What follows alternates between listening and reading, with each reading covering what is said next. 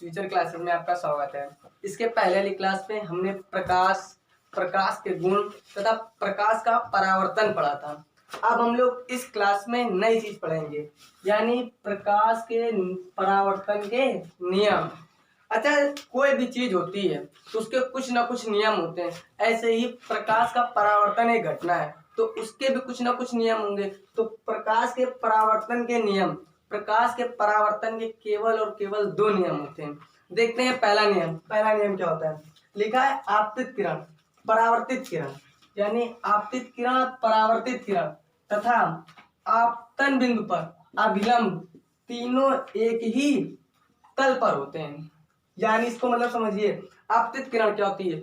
आपतित किरण वो किरण होती है जो किसी तल पर आती है, यानी आने वाली किरण को ही क्या बोलते हैं, आपतित किरण। किरण पढ़ चुके हैं। अब बात आई परावर्तित किरण क्या होती है। तो किसी तल पर कोई किरण पहले आपतित होती है, आपतित होने के पश्चात तल से टकराकर पुनः उसी माध्यम में लौट जाती है, उस किरण का हम लोग बोलते हैं परावर्तित किरण। तथा बात आई सर जी आपतन बिंदु क्या होता है। आपतन बिंदु बेटा वह बिंदु होता है जो आपतित किरणें तथा परावर्तित किरणें जिस बिंदु पर मिलती हैं उसे हम लोग आपतन बिंदु बोलते हैं। आपतन बिंदु, आपतित किरण, परावर्तित किरण समझ में आ गया होगा। अब हम लोग फिगर के थ्रू समझते हैं आपतित किरण क्या होती है। देखते हैं, ये हमने एक पॉलीदार तल बना लिया।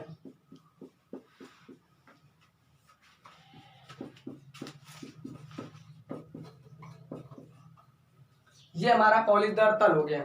इस पर देखिए, तल पर कोई किरण आपतित हुई, यानी कोई किरण आई, अर्थात कोई आने वाली किरण को ही हम लोग क्या बोलते हैं, आपतित किरण। ठीक है, हमने बोला प्रकाश किरण, आने वाली किरण को आपतित किरण बोलते हैं तथा तल से टकराकर पुनः उसी माध्यम में जाने वाली किरण को परावर्तित किरण बोलते हैं।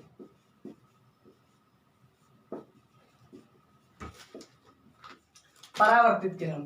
और तीसरी बात आई आपतन बिंदु क्या होता है। बच्चों बिल्कुल अभी अभी हमने बताया था, आपतित किरण और परावर्तित किरण जिस बिंदु पर मिलती हैं उस बिंदु को ही आपतन बिंदु बोलते हैं,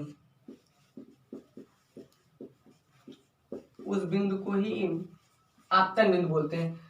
इतना बेटा समझ में आ गया। अब बात है सर जी अभिलंब क्या होता है। अभिलंब कुछ नहीं होता है। देखिए अभिलंब समझते हैं, अभिलंब क्या होता है। तल के लंबवत एक लाइन खींचते हैं, उसे ही हम लोग क्या बोलते हैं, अभिलंब। ये हमारा हो गया अभिलंब। तो पहला नियम आपको समझ में आ गया होगा कि प्रकाश का परावर्तन का पहला नियम क्या होता है। फिर से एक चीज हम लोग समझते हैं, आपतित किरण, परावर्तित किरण तथा आपतन बिंदु पर अभिलंब। आपतित किरण, परावर्तित किरण, आपतन बिंदु पर अभिलंब तीनों एक ही तल पर स्थित होते हैं। अब कुछ बच्चे पूछेंगे कि बाई चांस सर ऐसा हो, अगर तीनों एक ही तल पर स्थित ना हो तब क्या होगा। बेटा सिंपल सी बात, अगर आपतित किरण, परावर्तित किरण तथा आपतन बिंदु तीनों एक ही तल पर स्थित नहीं होंगे, अर्थात हमारे परावर्तन के नियम का पालन नहीं करेंगे, तो सिंपल सी बात प्रकाश का परावर्तन होगा ही नहीं। देखो बेटा, हम लोग पहला नियम परावर्तन का पढ़ चुके हैं। अब हम लोग द्वितीय नियम पढ़ते हैं। देखिए द्वितीय नियम क्या होता है। आपतन कोण का मान परावर्तन कोण के मान के बराबर होता है। कुछ लोग ऐसा भी कुछ बुकों में लिखा होता है कि आपतन कोण परावर्तन कोण के बराबर होता है। इसका मतलब क्या हुआ, जैसे मान लेते हैं, पहले समझ लेते हैं आपतन कोण क्या होता है। देखिए आपतन कोण यानी आपतित किरण और अभिलंब के बीच में बने कोण को ही हम लोग आपतन कोण बोलते हैं।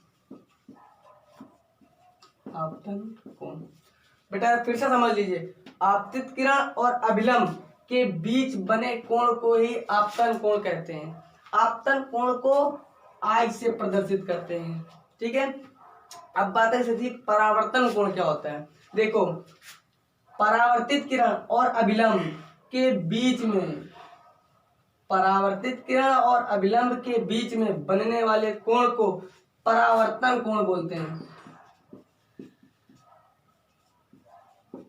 परावर्तन कोण, इसको हम लोग R से प्रदर्शित करते हैं। इतना समझ में आ गया होगा। अब देखिए कुछ बच्चे बोलते हैं आपतन कोण परावर्तन कोण के बराबर होता है, ये भी बिल्कुल सही चीज है। यहाँ पर मान लेते हैं आपतन कोण की वैल्यू 30 है, तो सिंपल सी बात है आर की भी वैल्यू 30 होनी चाहिए। कुछ लोग बोलेंगे कि आर की वैल्यू अगर 30 नहीं है तो सिंपल सी बात है, ये हमारा परावर्तन के नियम है। बिल्कुल आपतन कोण का मान 30 होगा तो परावर्तन कोण का मान ऑटोमेटिक 30 हमें लिखना ही पड़ेगा। ठीक है, अब देखते हैं आपतन कोण।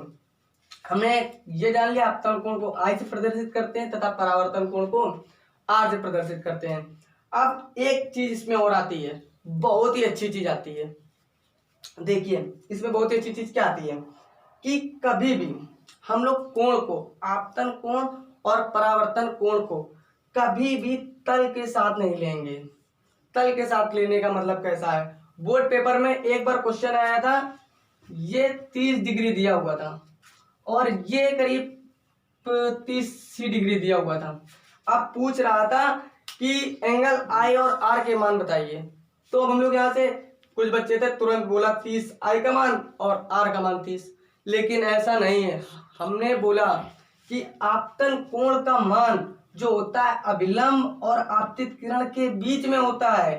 इस कोण को जब तक हम लोग नहीं निकालेंगे तब तक हम लोग आपतन कोण का मान नहीं निकाल सकते हैं। चीज समझ में आ गई होगी।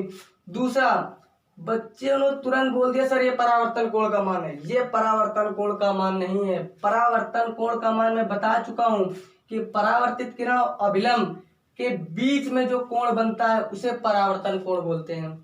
और इसी में एक और चीज आती है, उसको भी देख लेते हैं।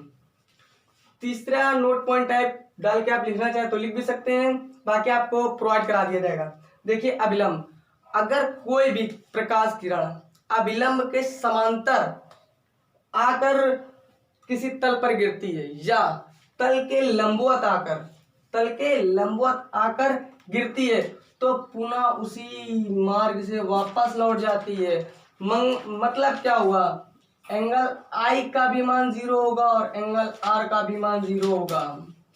ठीक है, अब कुछ लोग सोच रहे होंगे नहीं सर आपने बोला था कि लंबवत आए, लंबवत मतलब होता है 90 डिग्री, लंबवत मतलब तो 90 डिग्री होता है, लेकिन हमने क्या बोला था, कोण कहां से लेते हैं बच्चा, कोण लेते हैं अभिलंब तथा आपतित किरण के बीच में। बेटा देखो अभिलंब भी यहीं पर था और आपतित किरण भी यहीं से आ रही थी, तो कोण बेटा कितना बना 0 अंश। ठीक है, और जैसे लंबवत आएगी और पुनः उसी माध्यम में लौट जाएगी, यानी आर की वैल्यू भी 0 हो जाएगी। बोल जरूर रहा था लंबवत, लेकिन हमें पता होना चाहिए किसके लंबवत बोल रहा है। बोल रहा था तल के लंबवत यानी सरफेस के लंबवत।